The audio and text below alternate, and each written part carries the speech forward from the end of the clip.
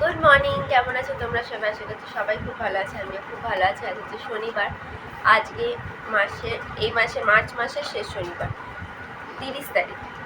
আর March মাসের শেষ শনিবার বা মার্চ মাসের শেষ দিন মানে সব অফিসে একটু বেশি কাজের ব্যাপার থাকে, স্পেশালি ব্যাঙ্কগুলোতে। তার কারণ হচ্ছে যে মার্চ মাস হচ্ছে ফাইন্যান্সিয়াল ইয়ারের, তো সেই জন্য আমাদেরও চলছে এই সপ্তাহে একটুখানি বেশি কাজ চলছে।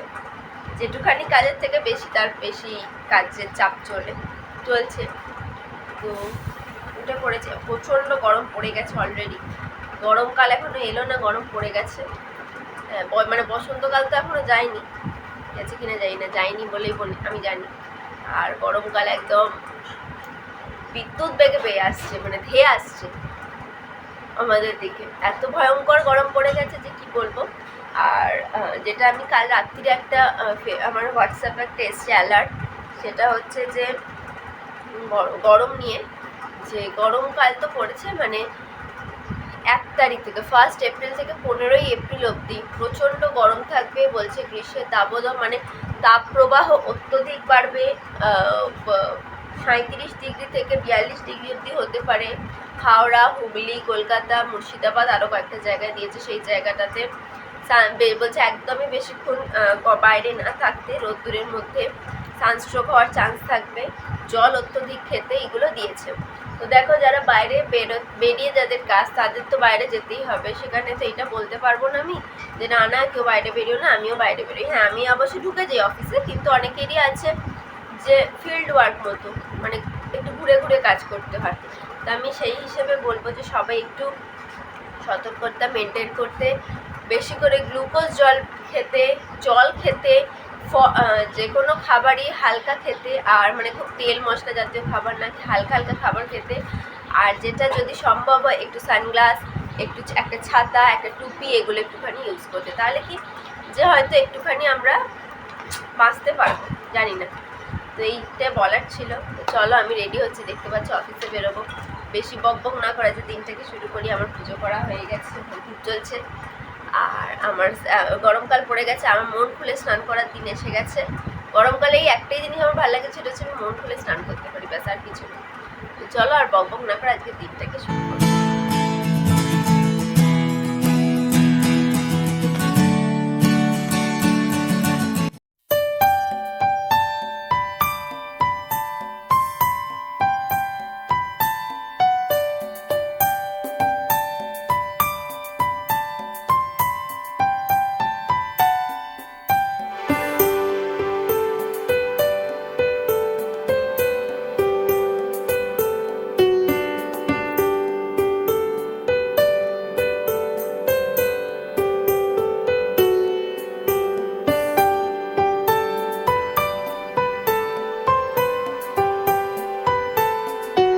আমি মোটামুটি রেডি হয়ে গেছি, 90% রেডি হওয়া আমার ডান। চুলটা ভিজে, তো এবার খাবো বলে চুলটা বেঁধে নিয়েছি। আর এখানে আমার হচ্ছে আজকে লাঞ্চে আছে, মানে লাঞ্চ না, খাবার আছে হচ্ছে জল ঢালা ভাত আর আলু ভাতে।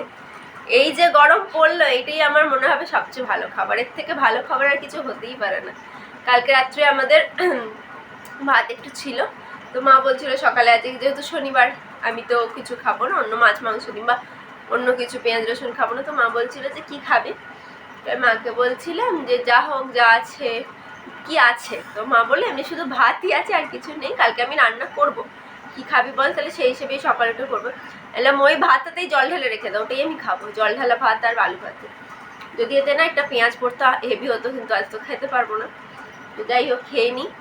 আর সময় হয়ে আসছে, তো আর বক বক করবো না, আগে খেয়ে নিই, খেয়ে আবার বেরোতে হবে। চলো।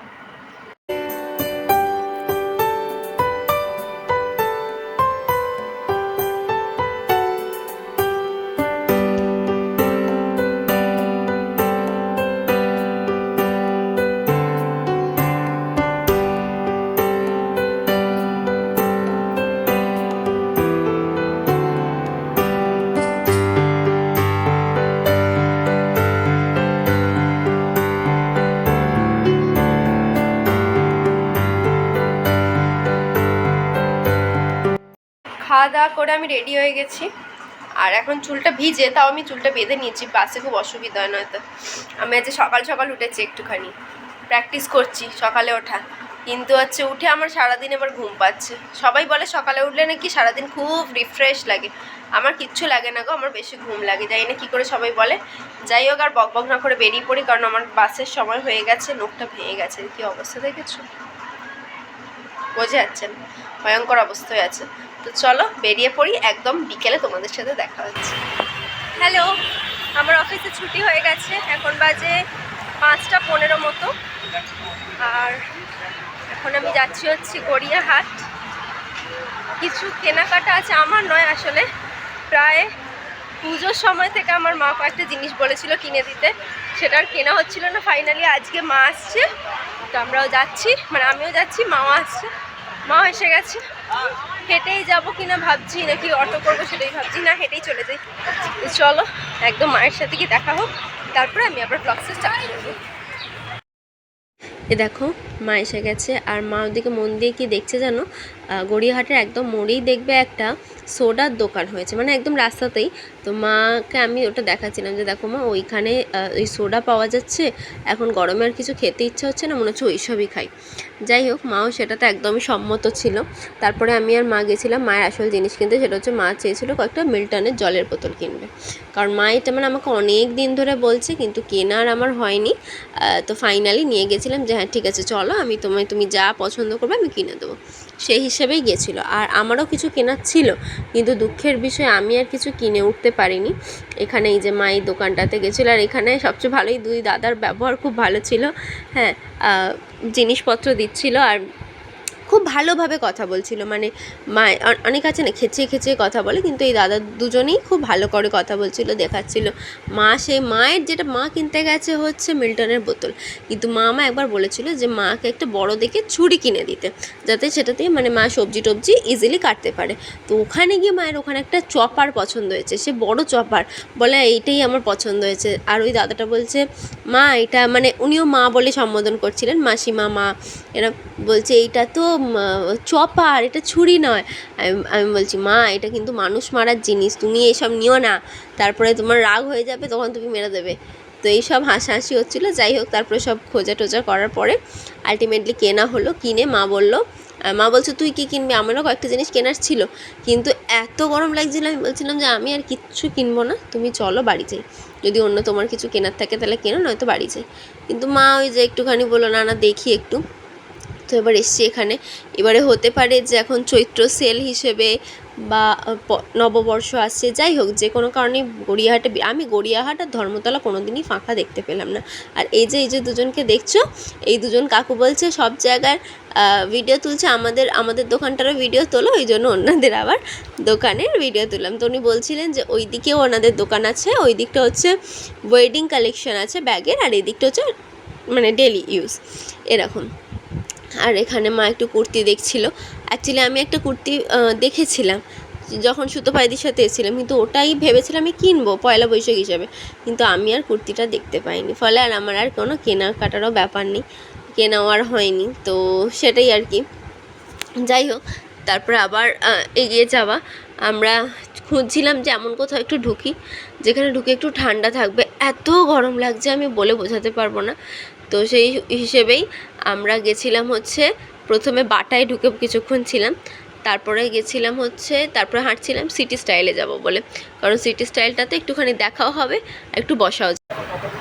আমরা এখন এখানে বসে আছি, এটা হচ্ছে শঙ্কর ফ্রাই যেটা আছে, শঙ্কর ফ্রাইয়ের ঠিক অপোজিটে আমরা বসে আছি।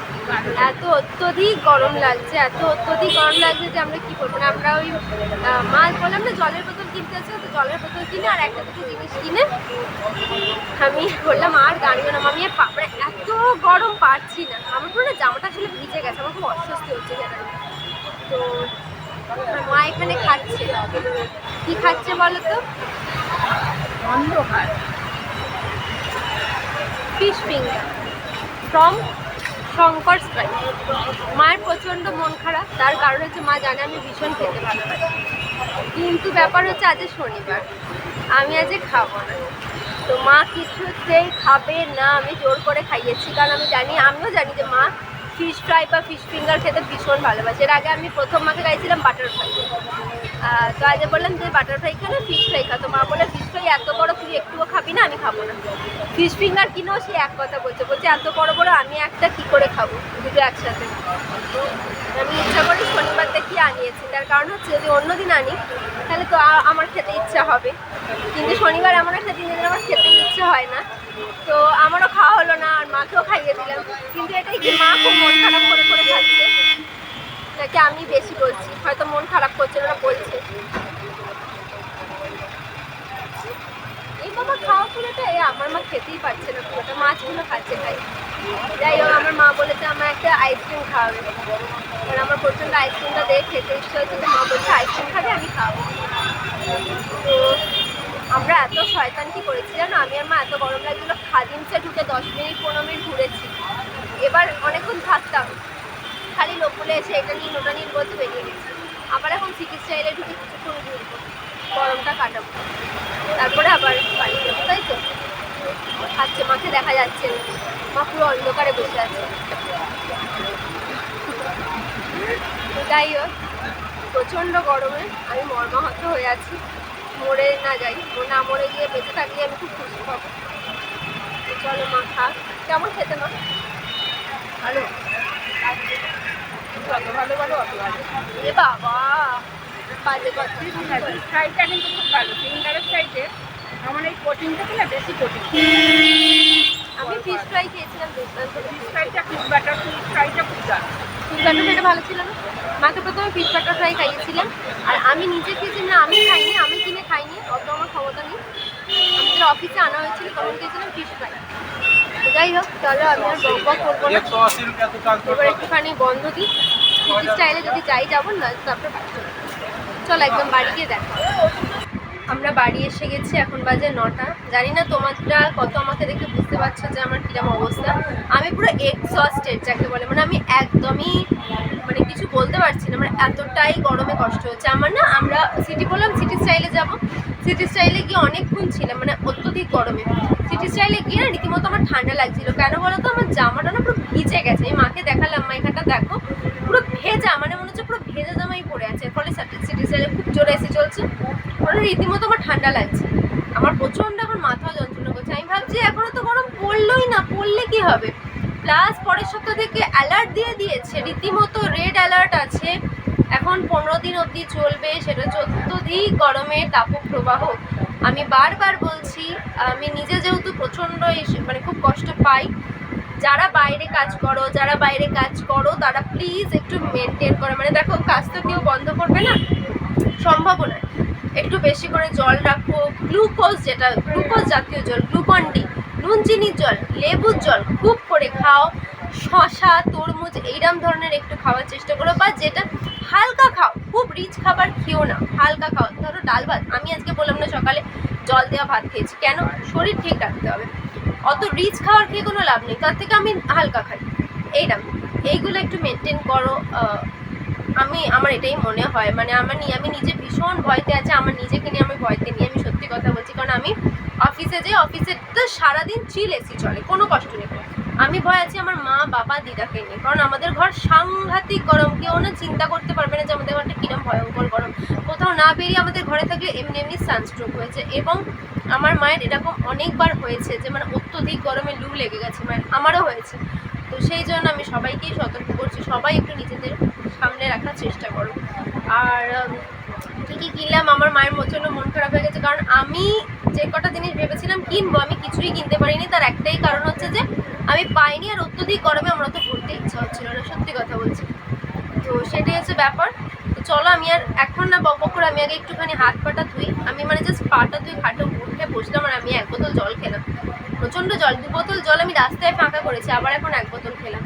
তো আমি এখন একটুখানি আজকে থেকে আমি ছোটো ঘরে শোবো, প্রত্যেক বাড়িই ভাবি একদিন শুই, তারপরে আমি আমার বড় ঘরে চলে যাই, এরকমই অবস্থা হয় মা বাবার কাছে। তো জানি না আজকে শোবো, ইচ্ছা আছে। আর চলো আমি হাত পাটা ধুয়ে একটু গা ধোবো, মুখ ফুক ধোবো, মুখ ফুক পুরো গা পা পুরো চিটচিট করছে, সেগুলো একটু ঠিক করি, বক বক করবো না। আমি একদম হাত পা ধুয়ে তোমাদের দেখাচ্ছি কী কী কিনলাম। চলো। তো আমার খাওয়া দাওয়া হয়ে গেছে, আর আমি জাস্ট গা ধুয়েছি, মুখে সাবান টাবান দিয়েছি, একটু বোঝা যাচ্ছে না, মুখ একটু পরিষ্কার লাগছে না, দেখি এইখানে এলেও বোঝা যাচ্ছে না। এই গরমকালের হচ্ছে এফেক্ট, গরমকালে না বোঝাই যায় না যে মানে গরমকালে আমার যেন মনে মুখ আরো কালো কালো লাগে। আর এটা তো আমার ছোট ঘরে, আমি বাবা বলছি মশারি খাটাবে না, আমার বাবা মশারি খাটে, মানে আমি ছোট থেকে মশারির মধ্যেই শুই। খুব গরম হলো তখন একটা আলাদা ব্যাপার, তখন মশারি খাটানো হয় না।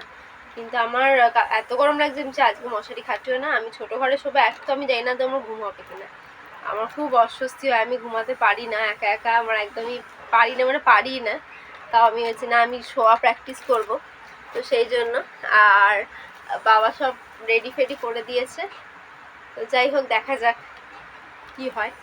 এর আগেও অনেকবার আমি শুয়েছি একা একা, এরম নয় আমি কিন্তু পিজিতে একাই থাকতাম, একা শুতাম, কিছু হতো না। আমি ঘরেই দেখি একা থাকতে পারি না, কেন সেটা জানি না। আমি এর আগে ঘরে শুয়েছি, শুই একদিন দুদিন, আবার তারপরে 3 দিনের থেকে মায়ের কাছে আবার চলে যাই, এরকম একটা ব্যাপার।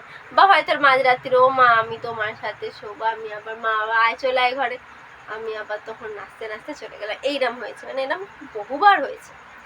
তো যাই হোক, আসলে একটা জিনিস দেখাই, সেটা হচ্ছে যে কি এনেছি সেটা তোমাদের দেখিয়ে দিই। কিছুই কিনিনি গো, আমার কিছু কেনার ছিল কিন্তু পাইনি, আমি আর কিনিনি। তো ফার্স্ট কিনেছি হচ্ছে একটা, এই যে আমার মায়ের এটা অনেক দিন থেকে বকে বকে আমি আজ কিনেছি, এটা হচ্ছে মিল্টনের, এটা বোতল, 6টা বোতলের সেট। তো সেইটা, সেই একটা জিনিস কিনেছি। আর আর কিনেছি হচ্ছে যে এইটা, এই একটা আমার মা কিনেছে আদা ছোলার জিনিস, দেখবো কত আদা ছোলে, এখানে ফেলবে, এখানে ছুলবে আর নিচে ফেলবে। আমার বাবা এখানে দাঁড়িয়ে আছে, এইবার দেখছেন। বাবা এবার বলছে কতগুলো আছে আর কিরকম সাইজের, কিরকম ধরনের আছে, বলছে ওইগুলো গেছে। আচ্ছা, সব কটা গেছে আছে, যাই হোক এটা নিয়ে তর্ক পরে হবে। তো এই দুটো, আর মা দুটো ব্লাউজ কিনেছে, ব্লাউজটা আমি পরে দেখাবো, এখন ওই ওখানে এখনো সে মায়ের ব্যাগের মধ্যেই আছে। এই কিনেছি, আমার কিছু কেনার ছিল কিন্তু কিছুই কেনা হয়নি। একটা আইসক্রিম খেয়ে চলে এসেছি আমি, প্রচণ্ড গরমে আমার কিছু খেতেও ইচ্ছে করছিল, আর আমি শনিবার সাধারণত কিছু খাই না বাইরে, নিজে অন্তত তো খাই না। এবার কিছু ইনভিটেশন পড়লো তখন গিয়ে ভেজ খেলাম, একটা আলাদা ব্যাপার, কিন্তু একদম আমি চেষ্টা করে আমি নিজে খাবোই না, সেটা এখন নতুন আমি পালন করছি, আগে এটা করতাম না, তোমরাও জানো। আগে আমি শনিবারও চিকেন মোমো খেয়েছি, চিকেন বিরিয়ানি খেয়েছি। যাই হোক হঠাৎ করে ফোনটা পড়ে গেছিলো, ধপাস করে পড়ে গেছিলো, উল্টে কি করে পড়লো জানি না, আমি ধরে থাকি এবার, মনে হয় হাওয়াতে লেগেছিলো বা যাই হোক কোনো কারণে জানি না কি করে পড়লো। তো আমার বকবক আজকে এখানেই শেষ করি, আর বকবক করতে পারছি না, একদম টায়ার্ড যাকে বলে। কালকে সানডে, আর একটুও এই গরম, পুরো গরমে সানডে একটুও ফান্ডে হয় না। সানডে অত্যধিক মানে কী ডে হয় আমি জানি না, হার্মফুল ডে হয়ে যায় অ্যাকচুয়ালি, কারণ বাড়িতে থাকি আর বাড়িতে প্রচণ্ড গরম, অফিসে অ্যাটলিস্ট এসি ঠান্ডাটা তো পাবো, এটা একটা আলাদা ব্যাপার। তো চলো আজকের মতো আমার বকবক এখানেই শেষ করি। আশা করছি তোমাদের ব্লগ ভালো লেগেছে, ভালো লাগলে প্লিজ লাইক শেয়ার কমেন্ট আর সাবস্ক্রাইব করে দিও, পাশে থেকে দেখতে থেকে সাথে সাথে সারাদিন। দেখা হবে আবার নতুন দিন নতুন ব্লগের সাথে, যদি ভালো নাও লাগে তাও একটু পাশে থেকো, আমি চেষ্টা করবো তোমাদের ভালো লাগে এরকম কিছু ব্লগ বানাতে। তো চলো আজকের মতো টাটা, গুড নাইট, শুভরাত্রি, টাটা।